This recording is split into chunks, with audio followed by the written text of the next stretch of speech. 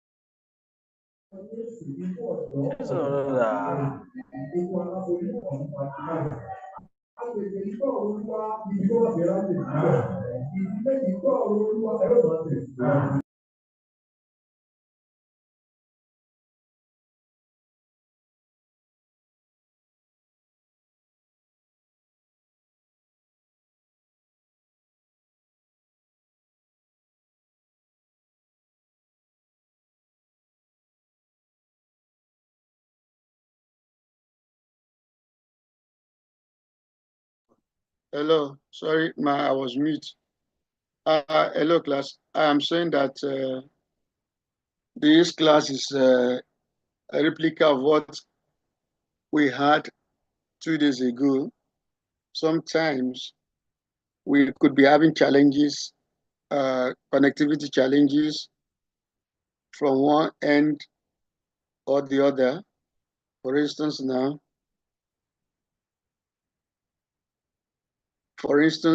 the students could could have gotten a problem.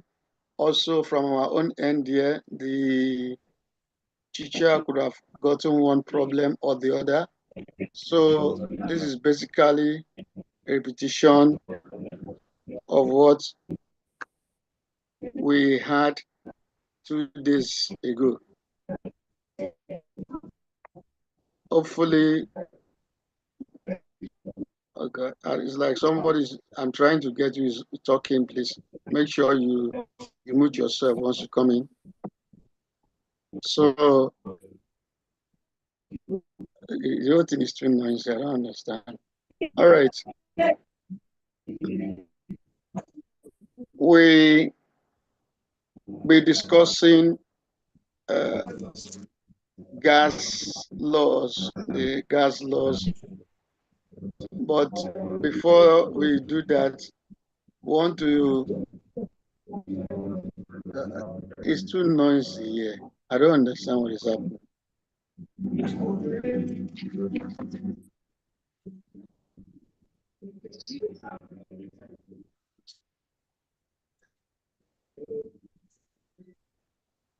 Who's Abdulaziz?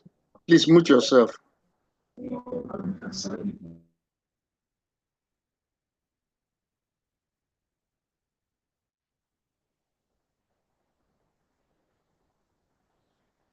I think to resolve this problem, I have to mute everyone. We're a situation where there'll be noise here and there, so nobody can talk to me. Also, I don't like a situation whereby the whole thing will be so noisy. Somebody will come in and then just on the mic and the whole class is being disturbed. Like I said before, The class is a repetition of what we had on Wednesday. I'm not going to take any question or anything now. I'm not ready for that. If you are not comfortable, please, you can leave the class. Don't disturb us. What is going to happen is, I've said that before, this is a repetition of what we had on Wednesday. We are doing this because there could have been one or two issues somewhere along the line. So if you couldn't connect for one reason or the other, you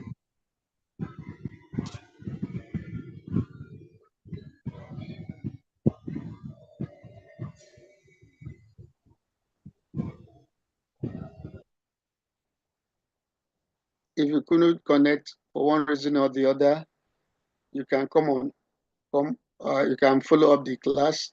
But if you add the lesson, you may not bother. You could just want to stay on and just like a repetition of what was done before. Heat capacity, specific heat capacity. When we say something is specific, that means is kind of dependent on a given material or a given substance. It changes from one substance to the other. Now, the heat capacity, specific heat capacity, is the amount of heat needed to raise the temperature of a mass of 1 kg by 1 degrees centigrade. Okay? Now, when you heat water, let's say you are heating water, you will know the water will continue to absorb the heat as the temperature increases. We are now specific. The temperature of that water, we need to specify 1 kg. Let it be standardized. 1 kg of that water, so that is that amount of heat energy that the water will absorb. 1 kg of that water will be absorbed, so that its temperature will change by just 1 degree centigrade. So that is the term specific heat capacity. Now, for that, it just the unit is given in joule per kg per Kelvin or per degree. It all depends on the angle. The angle, I mean, all depends on the kind of thermometric scale you are looking at. We know that the difference between the Kelvin and the Celsius is about 273. So they are about aside that they have the same scale. What I mean is about 100 difference, 100 difference. So one degrees centigrade is equivalent to 1 degrees Kelvin, but we have to take care of 273. That is if we are moving between each other. Now, the specific heat, well, water comes in different stages. Water can be like gas, can occur as solid, can occur as liquid. So, but for that of block, whereas the values changes, the value of the heat capacity changes when we are looking at that of water, is it block, and other elements as well. You could be looking at, let's say, iron. You'll be looking at some other substances as well. The specific heat capacity has the equation Q, C equals to Q divided by M times temperature, change in temperature, or the change in temperature, that is the amount of heat supplied to one mass of the substance and the increase in the temperature, theta. So C equals to Q divided by mass times change in temperature. Change in temperature, the difference in temperature or the increase in temperature. Now, when we talk of latent heat has to do with change of state, change of state from one form. We have just like I described water to the water vapor is the gaseous form of water. Then we have the liquid water and we have the ice block. Okay, so now what will make the amount of heat now that could make, let's say, the block, your block to become liquid. So that is a kind of phase has changed from, if you applied, of course, we know that if at all you just bring out your block and you keep it outside, it starts to melt, starts to melt. For the water to become gas, it needs to be boiled. As it keeps boiling, it evaporates. So so when we are now talking about the kind of energy that is required to cause that change in state, we now refer to latent heat. And of course, when we are saying that it is specific, it also has to do with a given substance. So many substances may exist in many phases. For example, water can exist as solid, liquid, or gas. The amount of heat required to change the phase of a substance depends on the mass and the type of material that makes up the substance. A small ice cube melts quickly, but a large cube of ice melts very slowly. 100 joule of heat energy can melt a large amount of wax, but the same amount of heat may only melt a small amount of another substance, say copper. Okay, that is why we said the specific. If it's wax, it's going to be different. The amount of heat you need to melt wax is going to be different. The amount of heat you need to melt copper be different. The amount of heat you need to make water or ice change form to liquid, the block ice will come to liquid will be different. And so the specific latent heat can be expressed as L equals to Q divided by N. And it's defined as the amount of heat that is required to change phase of 1 kg of that substance at a constant temperature. Now, when we once you get to that temperature, take for instance now, for water to go to water vapor to become gas, if you are heating the water, once it get to 100 degrees centigrade, that will be constant there. We now see that it begins to move from liquid to gas. So that's why it is at a constant temperature, at a constant of heat that is required to change the phase of 1 kg of a substance at a constant temperature. So one would expect you to be able to differentiate between specific heat capacity and specific latent heat. All right, the two should not be mixed up together. All right, we want to look at some well-known gas laws, that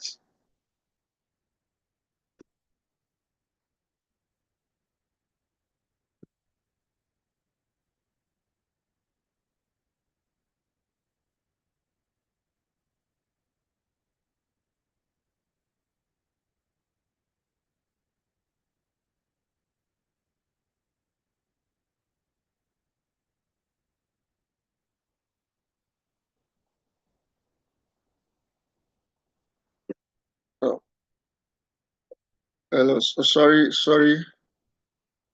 The gas laws, there are some laws like the boys law, the gas Charles laws, and the pressure law, and the Gauss law. They are basically some well-established principle in thermodynamics that we that we are very familiar with, or want us to be familiar with in this subject matter. The most important, aside from knowing these laws, is the should I call it the universal gas law or the combined gas law, which is I just want us to move to, which is giving us P1 V1 over T1 equals to P2 V2 over T2 equals to constant. So for a situation where you have uh, a stage from one stage holding at the same stage, holding at another stage, holding at another stage, it means that it's conserved, and we can say that it is constant. What does it mean? So that if you were to have a situation whereby you have a gas and then you change the temperature, it will affect maybe the pressure at the next stage. Let's say you are moving it from one phase to the other, or you increase the pressure, it could have an impact at the other end, maybe on the uh, volume, okay, on the volume, right? Now, very, very easy something we can imagine. If you should reduce the volume of a gas, reduce the volume, assuming that the temperature is kept constant, you reduce the volume of a gas,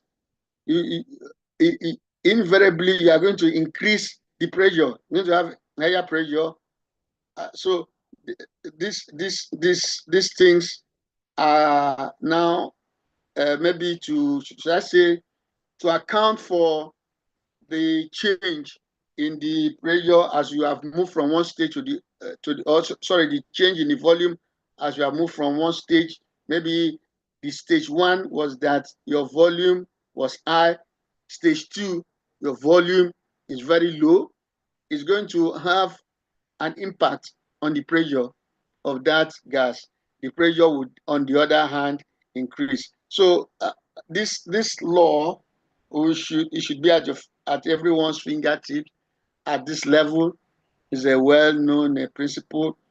Okay, now I'm back to where we were. We want to define some factors that affect a gas. Affect a gas. These are please. These laws are they hold for gases, not solids, not liquids, not they are gaseous laws. So we should know our limits when we are defining one thing or the other. Our limits have to be well defined. Okay, for the gas now, we look at the quantity of the gas N in moles, the temperature of the gas K in Kelvin, or if you were to convert it to Celsius, that will be you add 273. The pressure of the gas is in Pascal. Of course, we could also convert. Sometimes we measure it with regards to mercury, mercury. We also yes, if we don't look at it Sometimes we could measure it in atmos, 1 atmos, which is equivalent to 10 raised to the power 5 of Pascal, is it Newton per meters.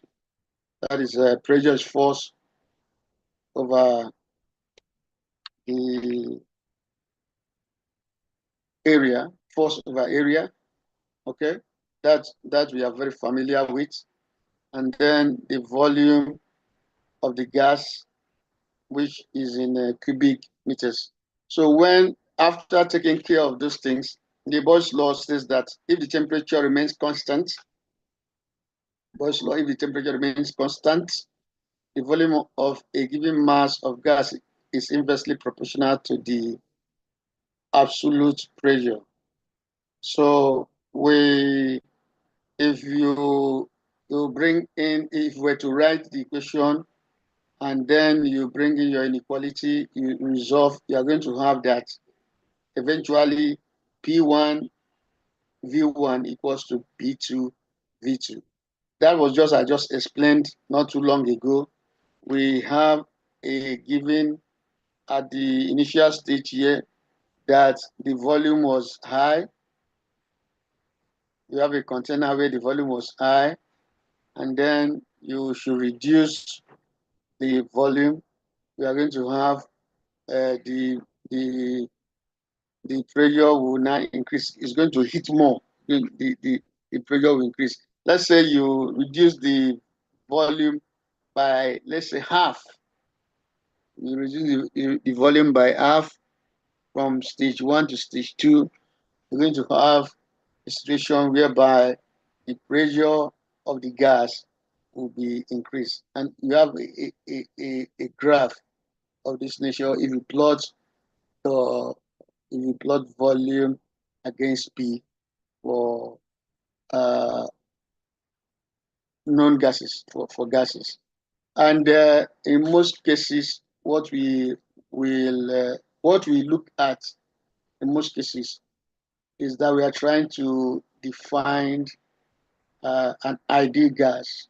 We are looking at a situation where it's an ideal gas. Let's state here that there's no gas that is ideal in nature. Ideal gas is just being used to as a concept. It's a concept. In actual sense, all gases are real gases. But for should I say, for perfection, you can say for perfection, this is what it should be. This is so for this for a situation whereby you reduce the volume of a gas according to Boyle's law, you are going to increase the pressure. As well, we have a situation where we can solve some simple problems. I think most of you that linked the other, I think you must have gone through this. As usual, I would drop the material through my the routes we have been using to get the material. It will be given it will be sent across to you afterwards, so you can as well look at a lot of problems. A lot of problems, solve these problems at your leisure time. Get to books, resolve it. So this is an example that is being treated here, where we use the Boyle's relationship of P1 V1 equals to P2 V2. The best way to find out if you know something is to solve problems, is to tackle problems. But when you tackle problems, you will be sure of yourself. You get to resolve these things so that in the exams, you will not be having to think which equation you have to use. After each class, get down to business, solve as many problems as possible. Another law of importance is the Charles law, which states that if the pressure remains constant, the volume of a given mass of gas is directly proportional to the absolute temperature.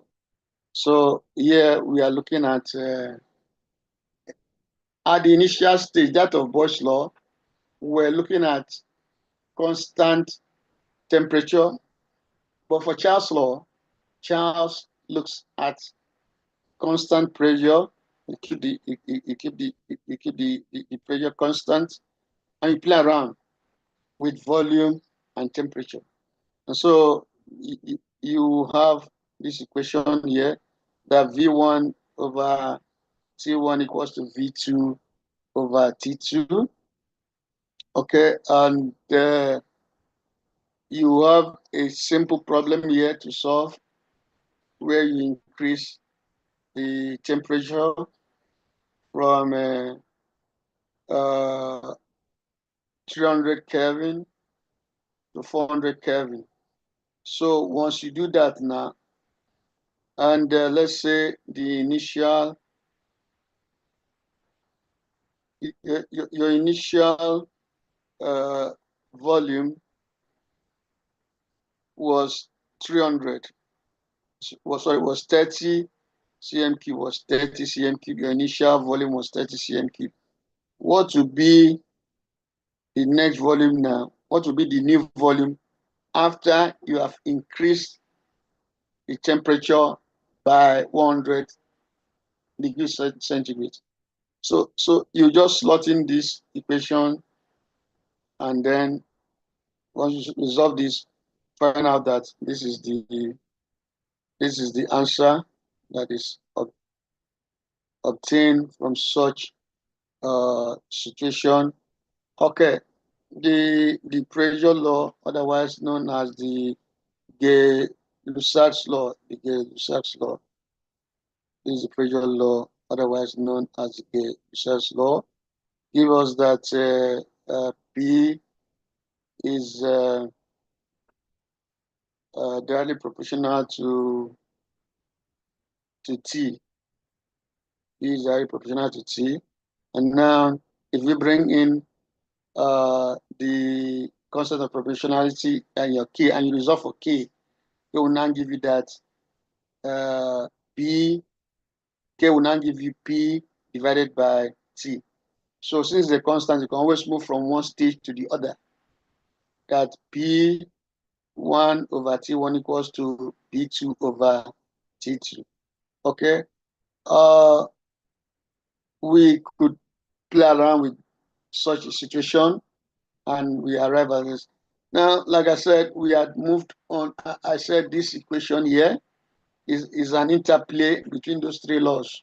That is an interplay between those three laws. We want to look at P over T, we want to look at V over T, or we want to look at PV equals to another PV, that is P1, V1 equals to P2, V2.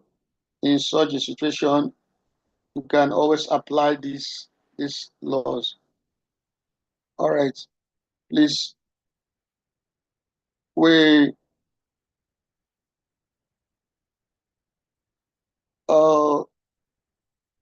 when we are looking at the ideal gas law, the ideal gas law, the ideal gas law, that is when we bring in the number of moles, and we say that in this case we have that PV equals to nRT, where this R is a universal gas constant, giving us 8.31 joule per mole per Kelvin. It's also it depends on the place. In some instances, check the units. The unit of that R. In some cases, it's 100. Is it 85 or it is so, or it is something, depending on the unit. So sometimes you need to know what are you resolving and with the kind of unit you should look out for. Of course, in this case, you are using the joule per mole per Kelvin. But like I said, as you go higher, pay attention to the unit of R. It's not always this 8.31, depending on the unit. Depending on the unit. I'm just saying that so that once you see some other value, you understand why there's a difference between this value given here and some other value you may meet. The unit in that case will not be the same as the unit that you have here. And so we can always, like I said, play around with these equations. You will have the material, so you can sit down, resolve those problems as well. There's we are looking at the kinetic theory of gases. Kinetic theory of gases. The issue is that, as like I said before, we are referring specifically to an ideal gas. An ideal gas. Okay? An ideal gas. Now, the issue of randomness of gases.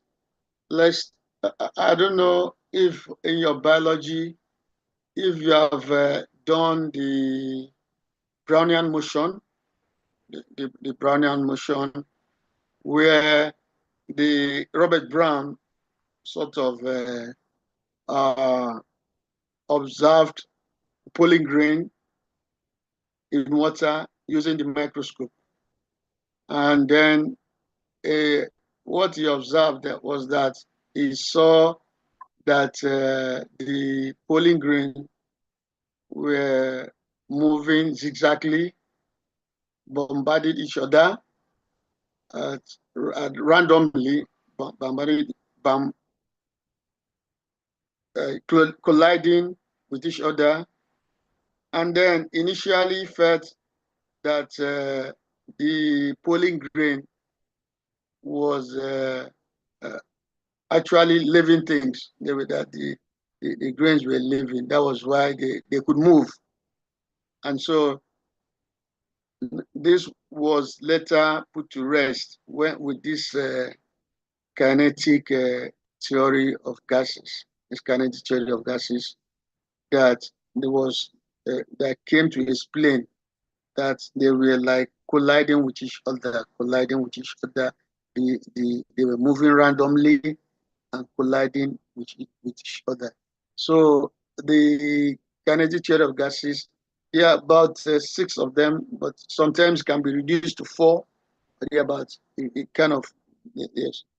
For this level, we don't go that too far into it, but you need to get yourself familiar with the kinetic theory of gases, or kinetic molecular theory of gases, which states here that a gas is composed of molecules that are separated from each other by distances far greater than their own dimensions.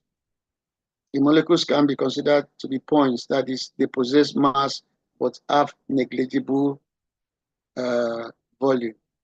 We sometimes we call them particles. Particles may not, in case you don't want to call the molecules points, you can say particles. Gas particles are in constant motion in random direction, and they frequently collide with one another. Okay. All right. So in some cases, that statement is left as one law, and that there are collisions between each other and between the walls of their containing vessel, their container, because the gases are always colliding, or the particles are always colliding with each other, and they also collide with the wall of their container. The collision is perfectly elastic, meaning that energy there is conserved. The collision is conserved. Okay, nothing is lost. what you give in is what you get out. When we say something is conserved, it means that I think later will be discussed. I think later in this course we'll discuss that that should be next week when we look at the first law of thermodynamics, that uh, you cannot really we assume that in the absence of an external force, in the absence of an external body, energy in the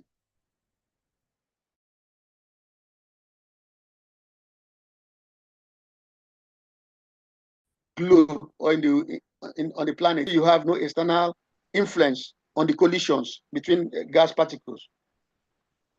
My internet, I'm having problem here with my internet is beginning to give me problems. Sorry about that. Let's say you have no outside influence between particles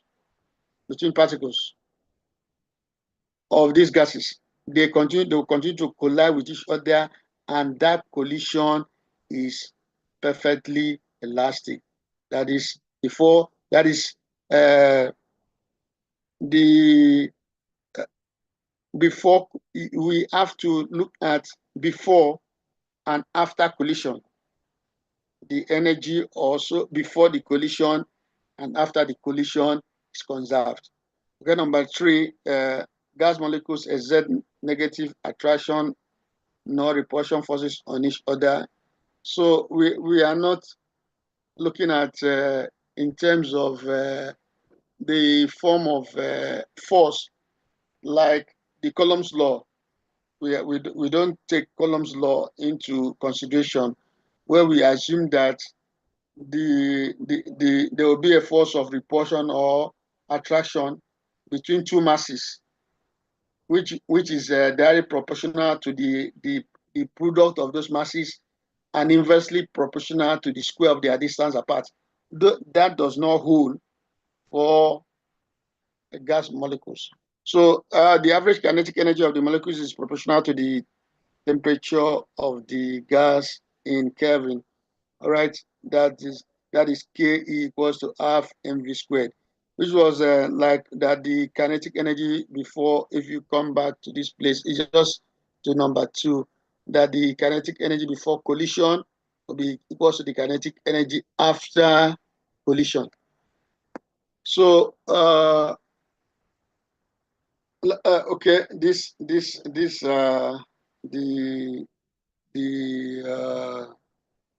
should I say the major key points of the summary of the kinetic theory of gases.